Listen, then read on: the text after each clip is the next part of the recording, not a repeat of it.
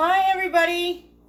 It is Gina's baking time. I'm making pumpkin bars with homemade cream cheese frosting. In my mixer so far, I have 1 2/3 cup of granulated white sugar, 1 cup of vegetable oil, 4 eggs, and I am now putting in 1 can, 15 ounce. It calls for 2 cups, but I'm not going to open another cup. Another can of pumpkin just to get that extra ounce. So this is a fixed 15 ounce can of pumpkin, and I have made these bars before, and 1 can is perfect. So just make sure that when you add this, though, it is going to be pretty moist. Moist isn't the right word. It is going to be pretty liquidy. And I'm just going to put it on so it doesn't go all over me. And with pumpkin bars, I do like cream cheese frosting. So again, in here is 1 2/3 cup of white granulated sugar, a cup of oil, 4 eggs, and 1 can of pumpkin. And this is just golden pie pumpkin from Festal. That is what I use.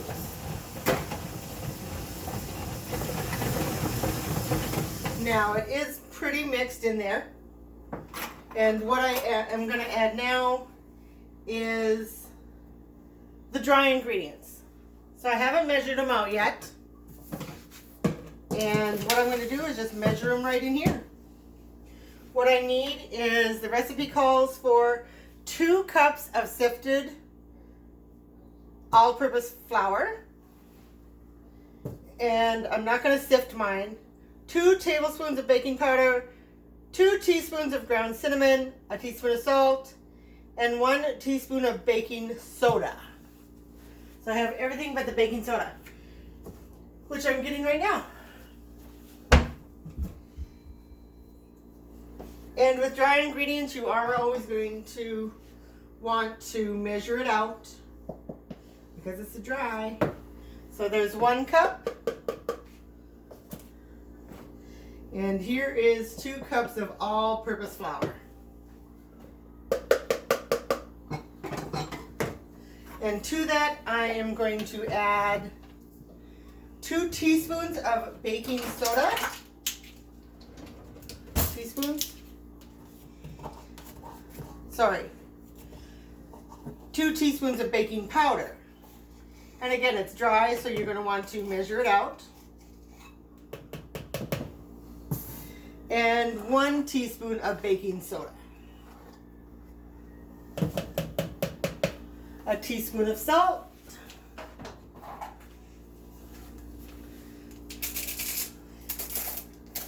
One of these days I'll get it all together. And a teaspoon of salt.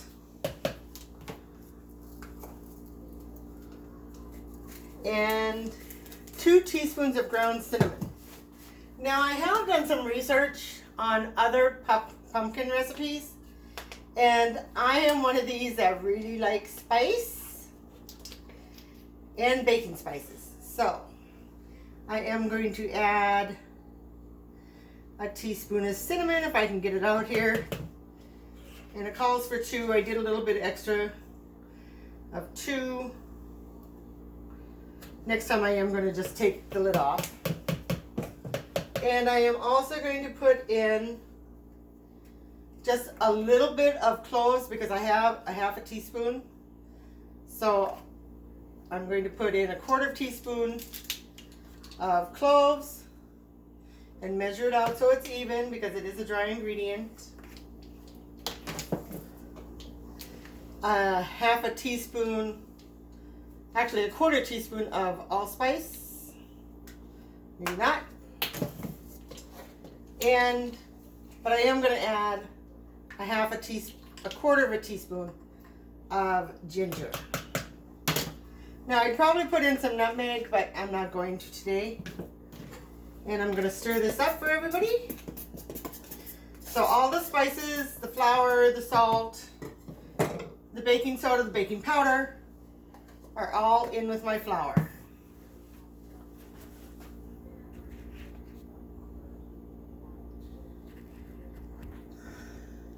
While it was paused, I did go and get my sifter, and because it does call to sift the flour ingredients into the mix.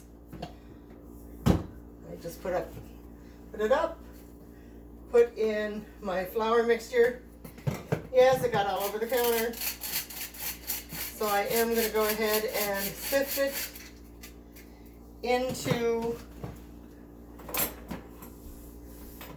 into my liquid mixture. And I know that was not very smart. I'll put it on this side so it doesn't go all over my counter. And just sift it in to the liquid ingredients.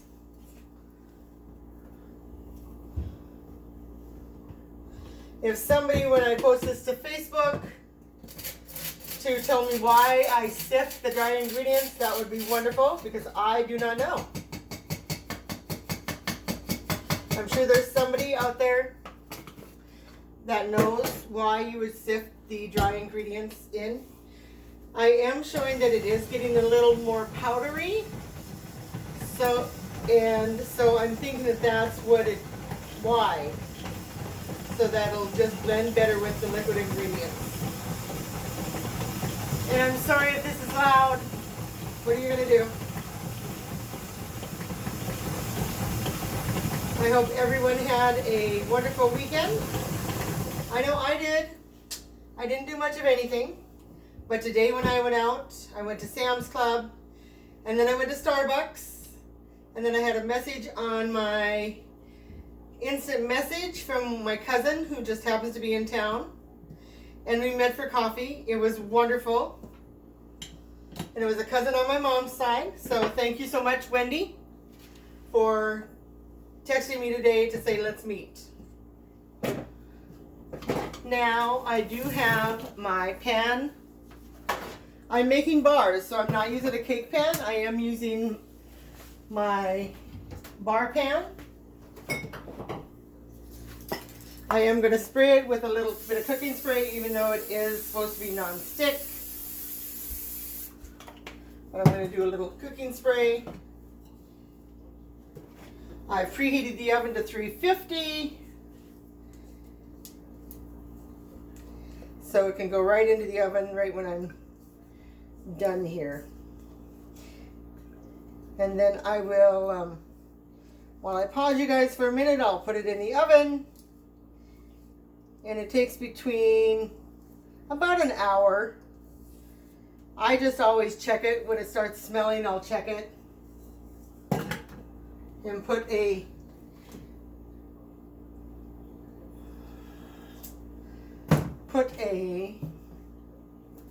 toothpick just to make sure it is good. It says for a 9x13 baking pan and bake for 30 minutes at 350.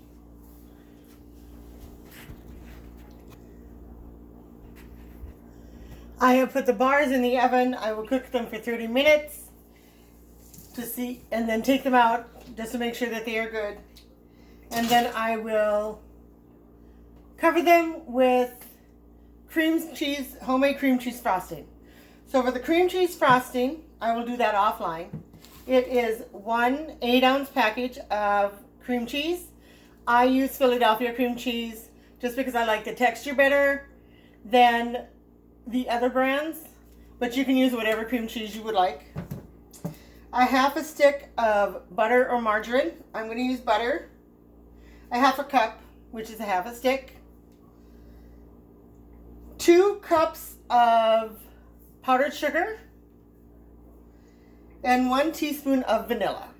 So I will do that offline, and I will post a picture of the done bars with the cream cheese frosting. If you would like this recipe, just hit me up in Facebook, because the comments on YouTube are not able to be on, but on Facebook they definitely are. I would love to hear your comments. I love you all. Have a great and glorious week, And I will see you Thursday. All right, everybody. Bye.